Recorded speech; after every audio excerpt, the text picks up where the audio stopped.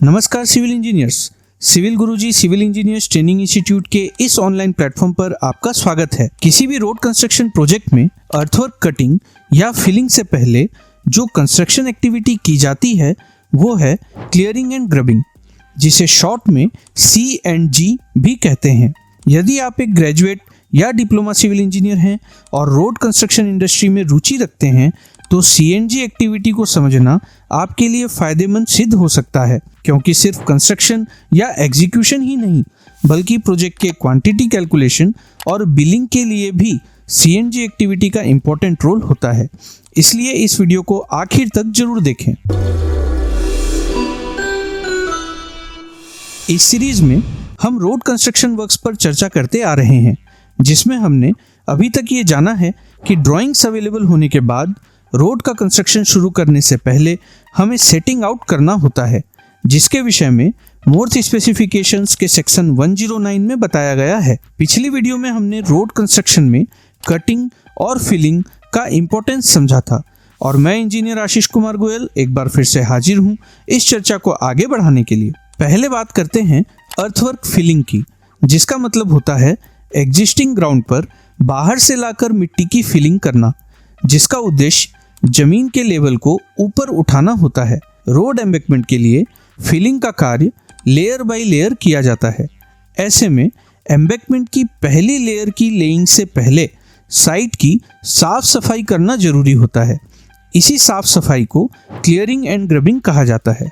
मोर्थ specifications for road and bridge works के section 201 में clearing and ग्रबिंग को डिफाइन किया गया है, जो कहता है कि जमीन पर मौजूद ऐसे सभी मटेरियल जो उस जमीन पर आने वाली पेवमेंट लेयर के लिए उपयुक्त नहीं हैं, उन सभी मटेरियल्स को उस जगह से हटाया जाना चाहिए। इस सेक्शन में जिन मटेरियल्स का नाम स्पेसिफाई किया गया है वो हैं trees, bushes, shrubs and weeds, यानी हर प्रकार के पेड़, पौधे और झाड़ियाँ, स्टंप्स यानी कटे हुए पेड़ का तना, रूट्स यानी जमीन के अंदर मौजूद पेड़ की जड़ें और ग्रास यानी घास फूस, यानी कुल मिलाकर हर प्रकार के ग्रीनरी एलिमेंट साइड से हटाया जाना चाहिए। खासकर पेड़ के तनों और जड़ों को पूरी तरह से हटाया जाना चाहिए, जिससे ये इंश्योर हो कि वहाँ दोबारा पेड़ ग्रोथ ना हो। इनके अलावा रबिश यानी किसी भी प्रकार का कचरा, ईटा, पत्थर, गिट्टी या डेबरीज मटेरियल को भी साइड से पूरी तरह रिमूव किया जाना चाहिए।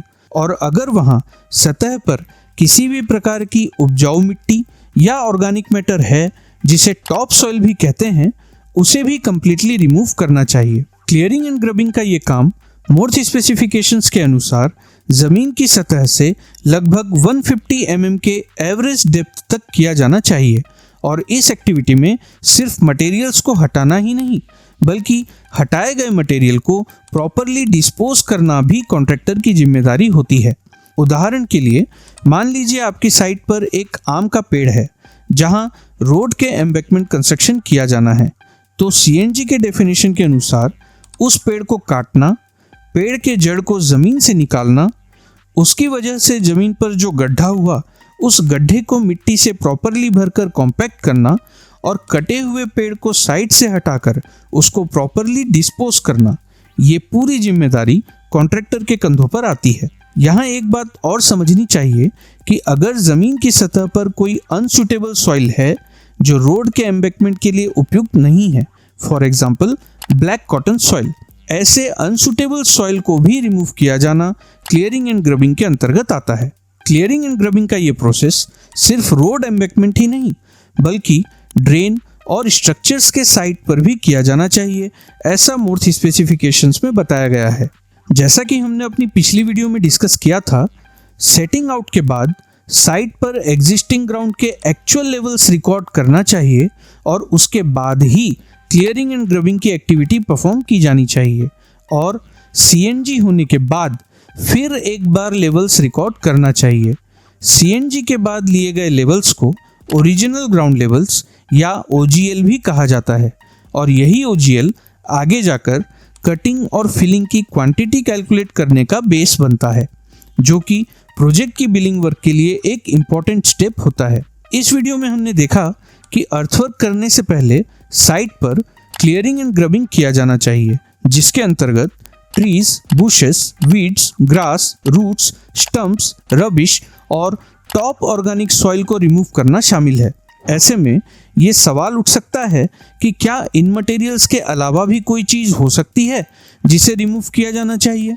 आपको क्या लगता है? हमें कमेंट करके बताइए।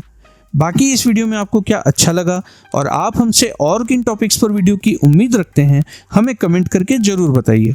इस वीडियो को दोबारा देखने के लिए अपने प्लेलिस्ट में सेव करना बिल्कुल ना भूलें और अपने साथी सिविल इंजीनियर्स को शेयर जरूर करें, जिससे ये जानकारी उनके भी काम आए। सिविल गुरुजी सभी सिविल इंजीनियर्स के लिए ऐसे ही इन्फॉर्मेटिव कंटेंट लेकर आते रहेंगे।